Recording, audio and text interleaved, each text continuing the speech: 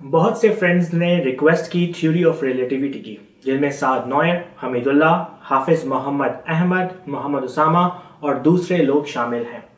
So here it is. ये थोड़ा मुश्किल टॉपिक है समझने के लिए, तो मैं हाईली रिकमेंड करूंगा कि इस वीडियो को बार बार देखें ताकि जो डिटेल्स हैं वो मिस ना हो। This is Gauhar Al Rizvi and you are on my channel.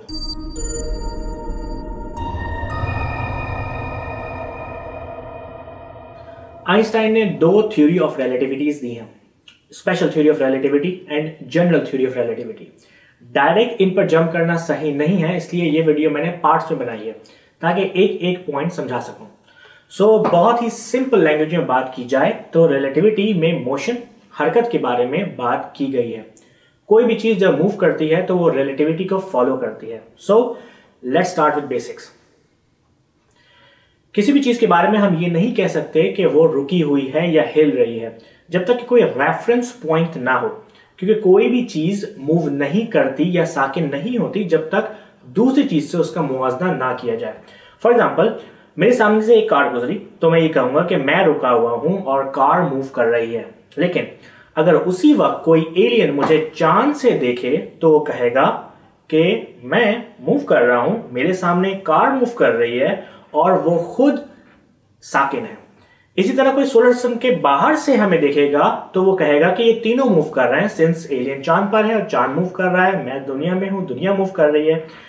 इसी तरह जितना आप दूर जाते जाएंगे उतना ही चीजें मुसलसल मूव करती हुई नजर आएंगी।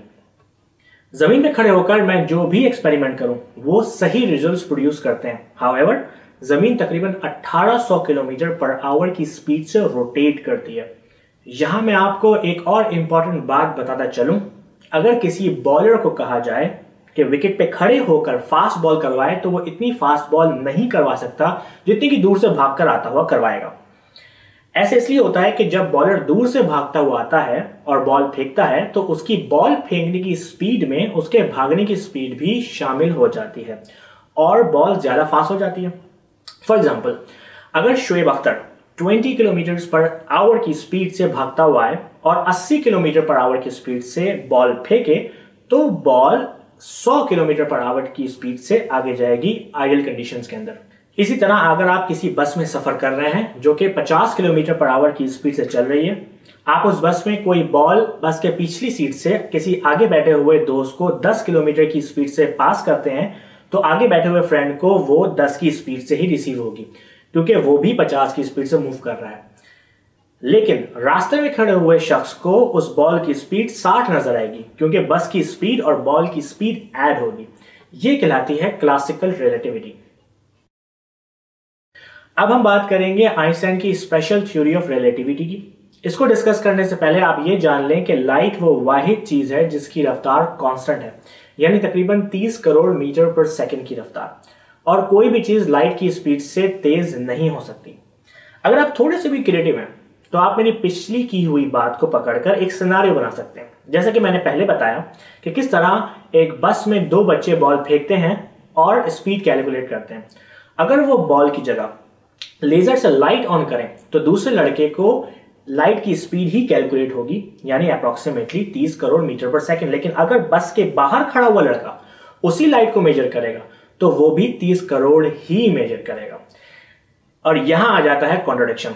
हमने क्लासिकल रिलेटिविटी में पढ़ा कि बस की स्पीड ऐड होती है उसके अंदर होने वाली एक्टिविटी में, तो यहां भी बाहर वाले को लाइट की स्पीड तकरीबन 30 करोड़ से ज्यादा होनी चाहिए। साइंटिस्ट पहले समझते थे कि स्पीड ऐड ही होनी चाहिए, चाहे लाइट हो या कोई भी ऑब्जेक्ट हो।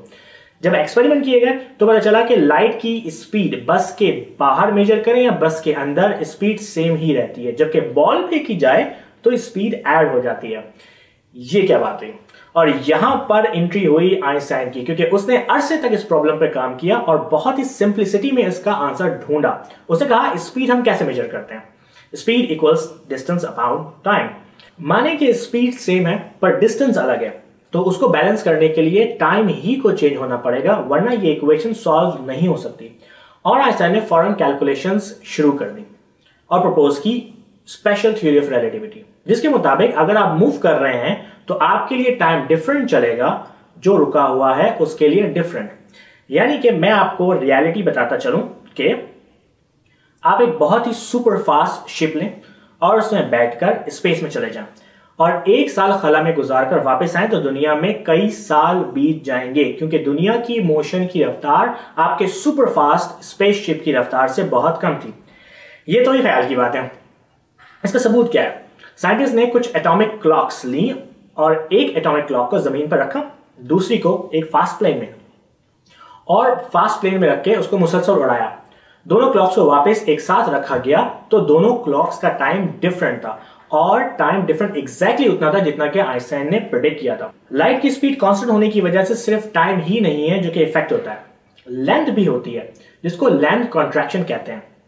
यानी कि लाइट की स्पीड को इक्वेशन में बैलेंस करने के लिए टाइम कम तो होता है, लेकिन इतना नहीं हो पाता कि लाइट की स्पीड को मेंटेन कर सके। बट लाइट की स्पीड तो कांस्टेंट है, तो उस ऑब्जेक्ट की लेंथ भी कम हो जाती है। ये दोनों हिस्से time dilation and length contraction special theory of relativity के हिस्से हैं। स्पेशल थ्योरी ऑफ रिलेटिविटी को स्पेशल इसलिए कहा जाता है कि वो सिर्फ उस वक्त काम करती है जब objects close to speed of light move करें या कांस्टेंट स्पीड से मूव करें। तो फिर एक्सेलरेशन का क्या? इसको टैकल करने के लिए आइंस्टाइन ने 10 साल और लगाकर जनरल थ्योरी ऑफ रिलेटिविटी दी। उसने कहा कि कोई भी ऑब्जेक्ट स्पेस टाइम को अपने अराउंड वार्प कर लेता है और इसी कर्व की वजह से ऑब्जेक्ट्स एक दूसरे की तरफ अट्रैक्ट होते हैं। जब आइंस्टाइन ने यह थ्योरी दी तो फिजिक्स की बुनियादें हिल गईं, क्योंकि उसने ऐसे शख्स की थ्योरी को फॉल्सिफाई कर डाला था जो कि बहुत ही इन्फ्लुएंशियल साइंटिस्ट रहा है, सर आइजैक न्यूटन। आप लोगों ने पढ़ा होगा कि all objects attract each other, और पाकिस्तान में 8वीं क्लास से ये फिनोमेना पढ़ाते हैं। बट आइंस्टाइन ने कहा कि कोई भी ऑब्जेक्ट अपनी तरफ अट्रैक्ट नहीं करता, वो सिर्फ स्पेस टाइम को वार्प करता है, जिसकी वजह से स्पेस हमें दूसरे ऑब्जेक्ट की तरफ पुश करती है।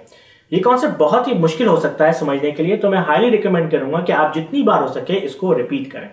यानी कि बात वही थी जो न्यूटन ने की थी, कैलकुलेशन न्यूटन की भी ठीक हुई, लेकिन कॉन्सेप्ट न्यूटन का गलत था और आइंस्टाइन का सही। लेकिन बात फिर वहीं आ जाती है कि आइंस्टाइन के कॉन्सेप्ट को क्यों माने। न्यूटन की कैलकुलेशंस भी ठीक थी और अर्थ, मार्स, जुपिटर, सन वगैरह बाकी प्लैनेट्स इसको फॉलो करते हैं, बट सिवाय एक प्लैनेट के, वो है मरकरी। क्योंकि मरकरी एग्जैक्टली अपने पाथ को वैसे फॉलो नहीं करता जैसा न्यूटन की इक्वेशंस प्रेडिक्ट करती थी। न्यूटन की कैलकुलेशन एंड मरकरी की रोटेशन में तकरीबन हाफ आर्क सेकंड का डिफरेंस था, लेकिन जब आइंस्टाइन की इक्वेशंस को मरकरी के पाथ से कंपेयर किया गया तो वो एग्जैक्टली मैच करती थी, प्रूविंग कि Einstein was right with his concepts and calculations. ये वीडियो थोड़ी हार्ड है समझने के लिए, इसलिए मैं हर टॉपिक के लिए डिस्क्रिप्शन में लिंक्स भी ऐड करूंगा ताकि आप और डिटेल्स में पढ़ सकें। अगर आप कोई और भी टॉपिक देखना चाहते हैं तो मुझे कमेंट्स में मेंशन करें and I will be happy to make videos for you. Hope you like this video and please share it with your friends and especially subscribe me on my YouTube channel. It's youtube.com/mychannelvideo. इसके साथ साथ मेरी recommended video भी देखें जिसमें मैंने discuss किया है आइंस्टाइन की जिंदगी के बारे में।